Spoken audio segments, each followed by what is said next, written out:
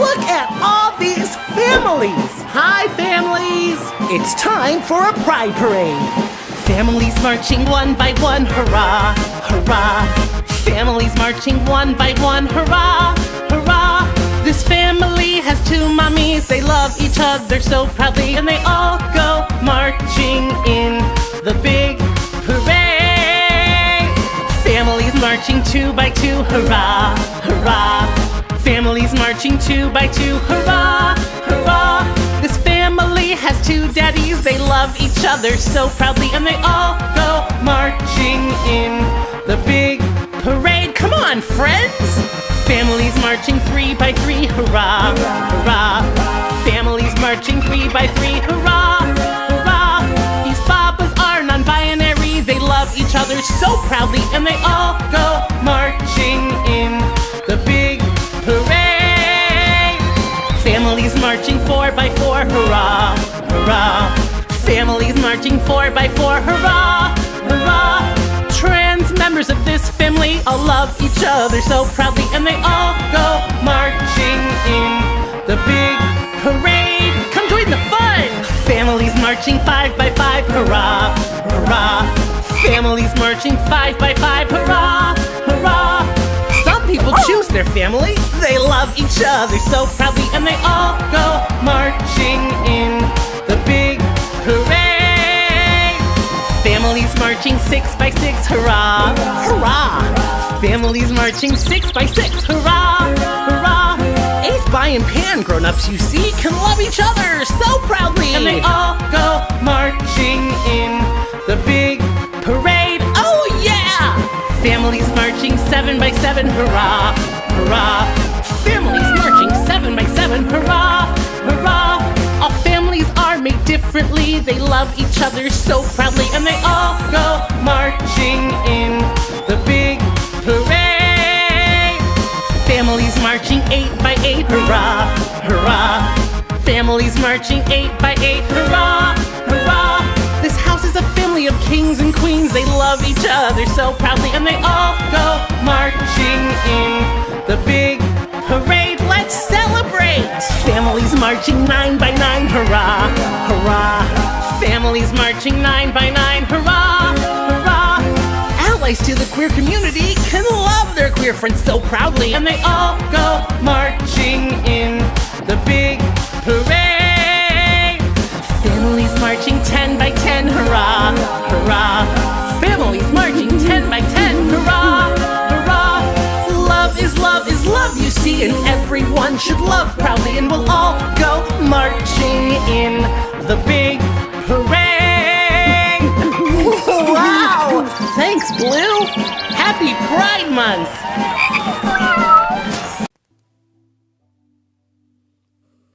Shalom. All praise to the Most High Yahweh, by Hashem Yahushai, by Hashem Rakakwadash. Double honor to the apostles, the elders, the great millstone, rule well. Peace and salutation, brother. Hopefully, like pushing his word of truth and sincerity. Alright, this video here is wickedness vexes. Wickedness is a vexation to righteousness. Alright, wickedness is a vexation to righteousness. Okay? And I'm gonna try to keep it as good as I can, you know, because I know when it comes to these topics, they look to strike your pages. All right, so like I said, wickedness is vexing to righteousness, and this is truly total and utter wickedness, and it's truly a vexation, especially when you're just trying to, you know, raise up your children, or you know, in the way of Yahweh Shem Yahushua, in the way that they need to go.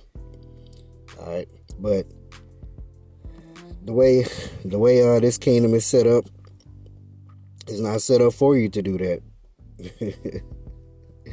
They truly have it set up for you to be a part of that, and so thus, you know, you're not trying to be a part of the world. All right, but I will say this: wickedness is vexation to righteousness, but righteousness is also a vexation to wickedness. So there's a perfect balance there, and wickedness is actually needed here on this side. Okay? just like righteousness is needed. All right, you got to remember that the Most High Power Yahweh, when he came up with everything, his architectural plan for this and with this life in which we're living, he made everything in perfect balance. So, wickedness is truly needed. All the evils in the earth, everything that's going on is actually needed, is needful for the creation. All right.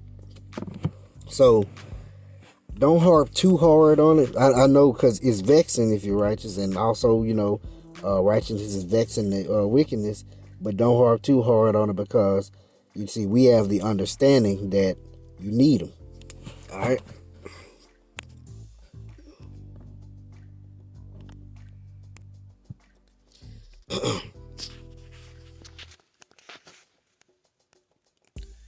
Let's see.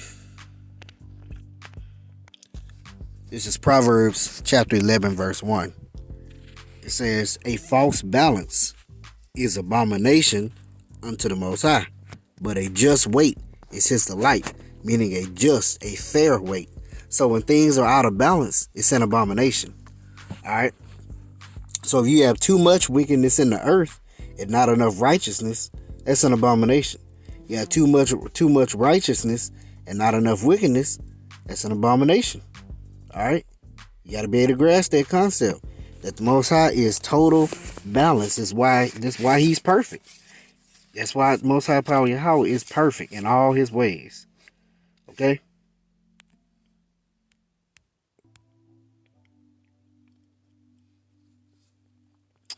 Let's see.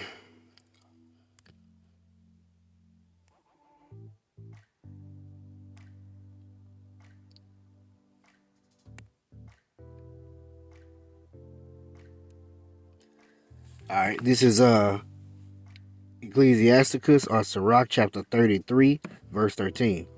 "As the clay is in the potter's hand to fashion it at his pleasure, so man is in the hand of him that made him, to render to them as liketh him best."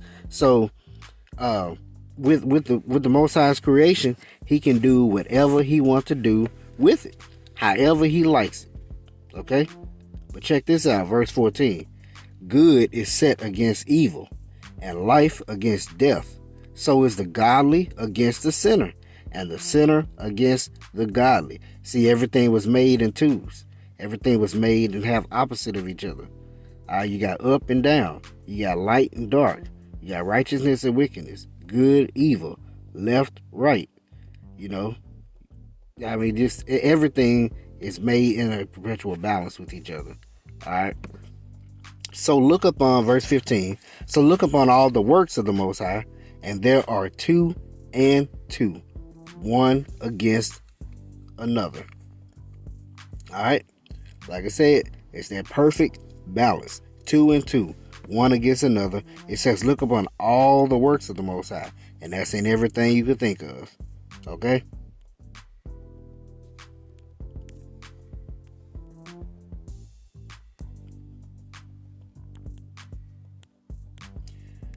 This is Proverbs chapter 16, verse 4.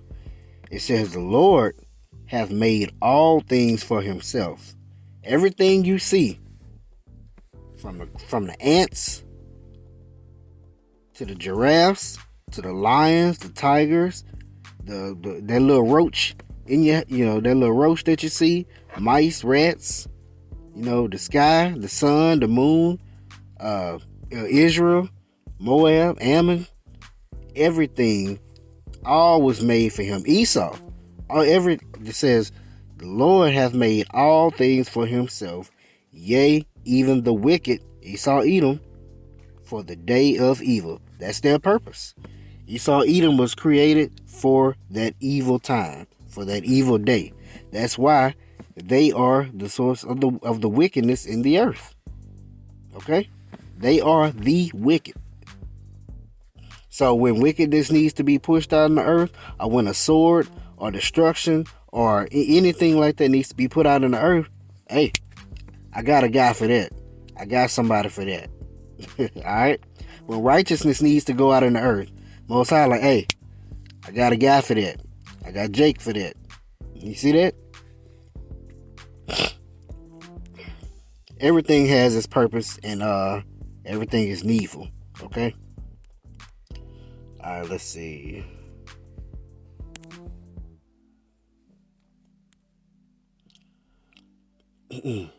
This is Wisdom of Solomon, chapter 14, verse 23. For whilst they slew their children in sacrifices, or used secret ceremonies, or made revelings of strange rites, and that whole alphabet stuff, idol worship. All has become through idol worship.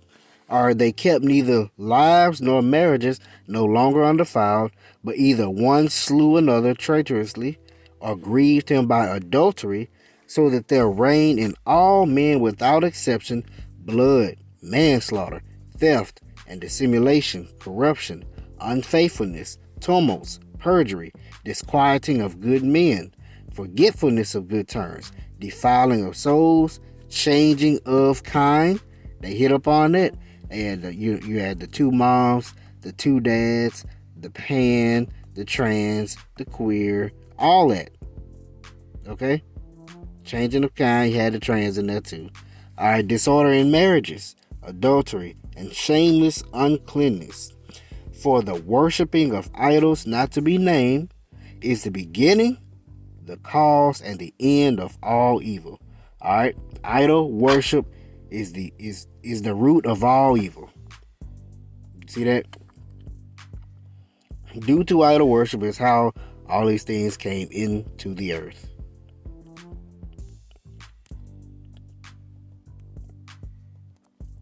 Alright, this is 2nd Ezra chapter 15, verse 6. And for, like I said, for the righteous, this is a vexation. Why? 2nd Ezra 15 and 6, it says, for wickedness hath exceedingly polluted the whole earth, and this shit here is wickedness. It's no lighter way to put it. That is all out wickedness. Alright. Hath exceedingly polluted the whole earth, and their hurtful works are fulfilled. See that? Wickedness has polluted the whole entire earth. And that there is wickedness. And you're pushing it upon your children.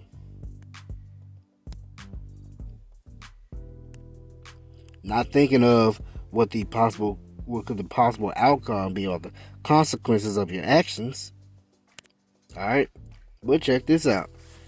This is 2 Peter chapter 2, verse 6. It says, and turning the cities of Sodom and Gomorrah into ashes, condemned them with an overthrow, making them an example unto those that after should live ungodly.